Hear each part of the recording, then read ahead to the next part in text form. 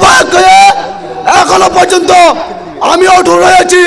ওই এলাকায় অবস্থান নিলাম চোর ডাকাত এবং চাঁদাবাজির বিরুদ্ধে। এখন এরা আমাদের বিরুদ্ধে এসে আমাদের সিনিয়রের প্রতি দিয়ে অভিযোগ দেয়।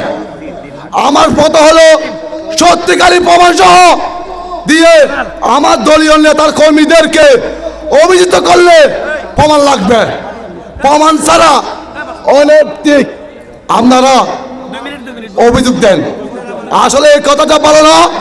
আপনারা সরাসরি যারা জড়িত থাকেন তাদের বিরুদ্ধে দেন।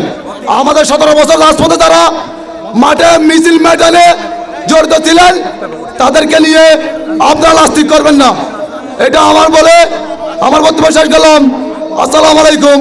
বাংলাদেশ জাতীয়বাদী জিন্দাবাদ, বাংলাদেশ তারেক রহমান জিন্দাবাদ, বেগম খালেদা জিয়া জিন্দাবাদ, তারেক রহমানকার শহীদ প্রেসিডেন্ট জিয়া রহমান জিন্দাবাদ।